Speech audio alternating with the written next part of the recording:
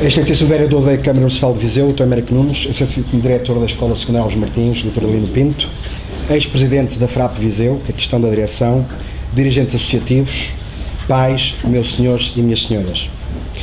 A FRAP Viseu é a Federação Regional de Associações de Pais de Viseu, que através da sua direção, em exercício, em boa hora, entendeu ser necessário reunir os pais em Viseu num encontro como este, na procura de soluções e entendimentos em prol dos nossos filhos e educandos.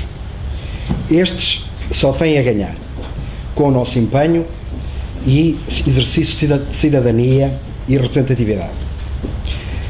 A FRAP Viseu tem 23 anos e ao longo de todos estes anos muito trabalho tem sido feito na representatividade dos nossos filhos, nomeadamente está representada nas confederações nacionais, primeiro durante muitos anos na CONFAP, foi, digamos, uma federação líder que, digamos, criou a nova Confederação Nacional Independentes, que é a CNIP, e temos estado sempre representados no Conselho Municipal de Educação em Viseu, bem como fazemos parte do núcleo social da Freguesia de Coração de Jesus.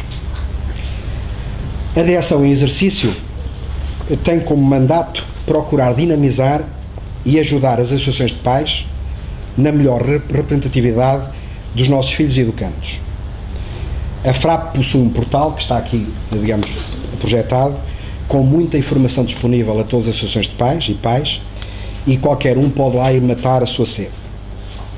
Naturalmente que a direção da FRAP e os seus elementos, todos eles são dirigentes associativos das suas escolas e dos seus filhos e educandos, o que permite e garante estar no terreno diariamente e perceber com relativa facilidade as vantagens e dificuldades que os pais hoje têm nas escolas dos seus filhos. A escola dos nossos filhos mudou muito, para o bem e para o mal. Para o bem, os dados do recenseamento de 2011 referem que enormes progressos foram feitos nestes últimos anos, na resolução dos nossos problemas em matérias de educação e concretização, nomeadamente, da escolaridade obrigatória e o problema da qualificação, portanto, dos adultos. Vou só partilhar convosco alguns indicadores. A redução drástica da taxa de analfabetismo, de 9% para 5% entre 2001 e 2011, e do número de pessoas que não completaram qualquer grau de ensino, de 18% para 10%. A redução ainda de número de jovens a trabalhar com o ensino completo, de 44% para 23%. Não dispomos, como pais, de avaliações rigorosas sobre esta questão em Portugal. Nós, pais, e penso que grande parte dos agentes educativos.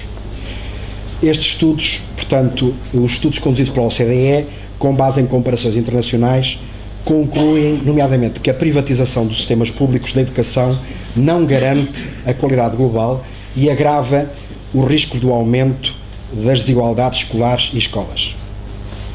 Ganharíamos em diversificar ainda mais, explorando, por exemplo, o envolvimento e a responsabilização das autarquias nas políticas de educação. Exemplo disto, ainda agora, portanto, nós apercebemos tudo, toda a gente fala e todos nós sentimos as nossas dificuldades em casa. A própria Câmara decidiu, portanto, e o Sr. Vereador está aqui, irá confirmar isso, portanto, reforçar os nossos filhos educantes do primeiro ciclo com mais um lanche, portanto, além da refeição do pequeno almoço, com um lanche. Portanto, isto é um exemplo de como é que a autarquia, estando no terreno, pode perfeitamente agir e não estar à espera que se calhar seja a tutela a autorizar e fazer as coisas de imediato. Como ganharia também a escola em aprofundar a participação dos pais na vida das escolas, mas será necessário assumir essa vontade.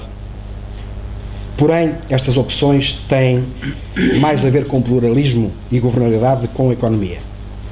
Por falar em economia, importa dizer que o dever do rigor e da eficiência no uso dos recursos públicos respeita a todos, às instituições públicas, às instituições privadas, no setor da educação como em todos os outros setores.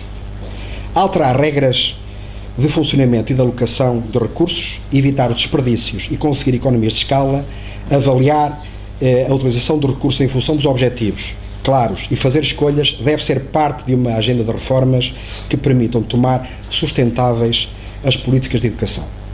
Porém, estas preocupações com eficiência e racionalização dos recursos não podem transformar-se num único objetivo de políticas educativas, perdendo-as de vista os grandes problemas nesta matéria. Em Portugal, é preciso continuar os esforços da educação, centrado no objetivo de concretização da escolaridade obrigatória, ou seja, é preciso conseguir que todos os alunos que estão na escola concluam o seu percurso. Por razões de cidadania, mas também porque essa é a condição básica do desenvolvimento económico do país e da redução das desigualdades. Mais do que debater cortes em educação, hoje é matéria, digamos, do dia-a-dia, qualquer bom economista da educação sabe que é um contraciclo. Em tempos de crise, é em tempos de crise que se fazem os investimentos adequados para um posterior arranque. Começa a ser essencial percebermos o que se define como um modelo definitivo. Todos nós sabemos que a escola está triste. Todos os seus profissionais andam tristes, principalmente por não saberem que se para o próximo ano continuam na escola e têm trabalho. Mas felizmente estes profissionais de educação têm estado atentos e solidários com os nossos filhos e educandos, evitando este contágio. O ano 2012 consolidou e o de 2013 parece tornar quase irreversível uma dupla tendência preocupante e negativa para a educação, que se pretende de qualidade e tendência para a concentração e a distância. A concentração verifica-se a 3 níveis.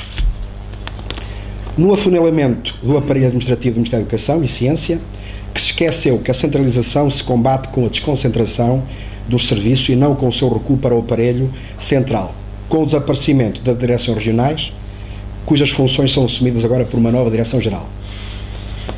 Com qualidades e defeitos, com os seus hábitos feudalizados e alguns abusos, as direções regionais, como antes as coordenações da administração escolar, eram organismos que levavam alguma proximidade de gestão da política educativa até às escolas.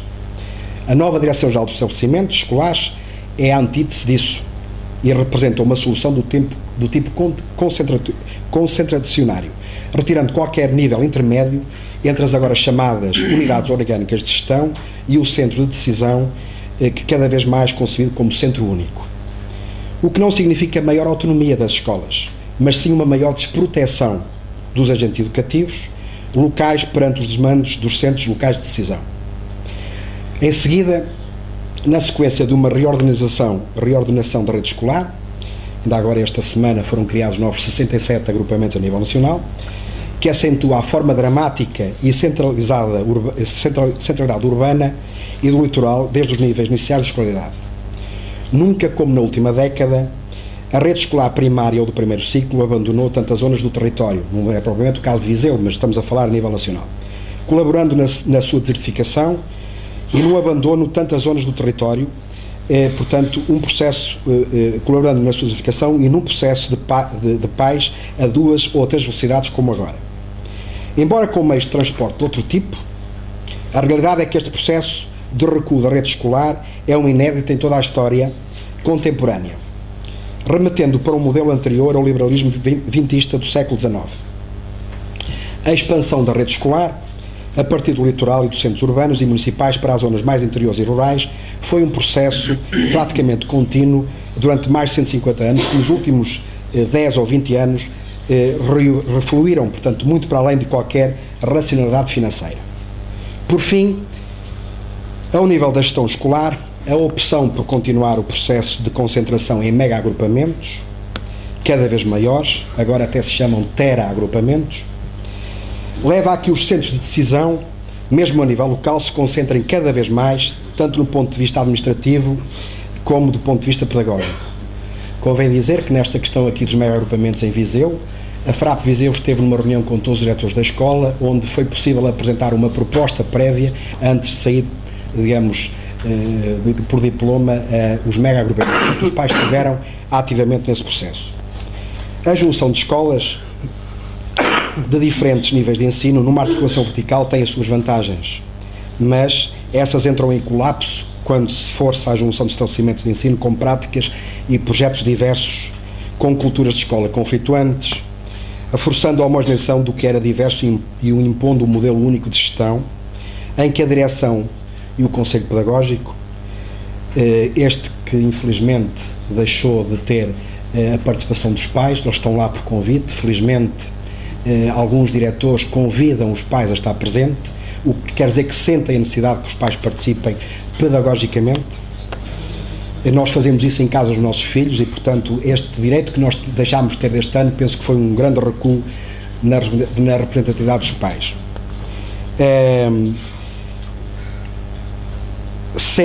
Os diretores sentem a necessidade de manter os pais neste órgão, convidando a estar presentes, como disse há pouco, o Conselho Geral e até os cargos de chefia intermédia, como as coordenações do Departamento, estão cada vez mais distantes daqueles que devem acompanhar, orientar ou supervisionar. Mas o reforço de concentração leva ainda ao aumento da distância e à demolição de qualquer modelo de escola de proximidade, porque a distância do centro de decisão passa a ser cada vez maior em relação às próprias escolas e, muito em especial, em relação à sala de aula. Como o Ministério da Educação a concentrar sobre si mesmo a generalidade das decisões, que se traduzem em atos legislativos e normativos variados, são discutidas e tomadas longe das escolas, longe daqueles que os devem implementar, tornando o diálogo cada vez mais unidirecional e unidimensional. Nos mega-agrupamentos, agora, como eu disse, que são giga ou tera, as decisões sobre o cotidiano de milhares de alunos, centenas de professores e dezenas de funcionários passam a ser tomadas por um punhado de pessoas que, a exceção feita ao Conselho Geral, devem os seus cargos ou nomeações a pseudo-eleições feitas à medida dos interesses de uma direção unipessoal. A concentração e a distância são fenómenos que qualquer bom senso indica serem fortemente prejudiciais para um setor como a educação, porque quebram laços de proximidade e solidariedade, porque afastam os decisores dos executores, porque afastam as suas decisões da sala de aula, porque menorizam os alunos e as famílias, que também fazem o cotidiano da educação e são elementos essenciais para a sua melhoria qualitativa e não meramente para o equilíbrio das colunas do deve e haver, traçadas já não em papel almaço, mas em folha de cálculo.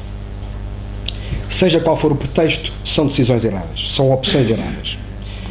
Uma palavra final para o novo Estatuto Aluno e Ética Escolar, aprovado em setembro de 2012. O mesmo, caros pais, não é execuível, é incoerente e não se aplica. E, portanto, isto porquê? Porque é um código que apenas pretende penalizar e não ajudar a prever situações que possam ser geridas no dia-a-dia. Portanto, devia este próprio diploma, e que não está lá, criar medidas preventivas. Vamos aproveitar este momento para aprendermos todos a estar melhor na escola dos nossos filhos. Vamos tirar as nossas dúvidas e vamos pedir esclarecimentos. A FRAP Viseu vai continuar a ajudar qualquer pai e a estrutura associativa no sentido de poder representar melhor o seu filho e o seu educando. Uma palavra final de agradecimento à Escola Secundária Alves Martins, na pessoa do seu diretor, Dr. Lino Pinto, que desde a primeira hora disponibilizou este espaço para nós podermos reunir. Escolhemos esta escola por ser uma escola centenária, portanto, que acho que está de acordo com aquilo que os pais querem, uma escola de qualidade para o futuro dos nossos filhos. E à Câmara Municipal de Viseu, na pessoa do seu vereador, Dr. Américo Nunes, que tem sido sempre a porta aberta para a FRAP Viseu e para os pais, bem como um agradecimento e, portanto, também, inclusive, colaborou financeiramente neste encontro e apoiou-nos, bem como a Escola Profissional Mariana Seixas, que também, sendo uma escola que oferece uma oferta formativa nesta cidade, desde a primeira hora, portanto, aperceberam-se que tem aqui alunos do secretariado que estão a dar o apoio a este evento e, portanto, a todos eles o nosso muito obrigado e desejo uma boa sessão de trabalho. Muito obrigado.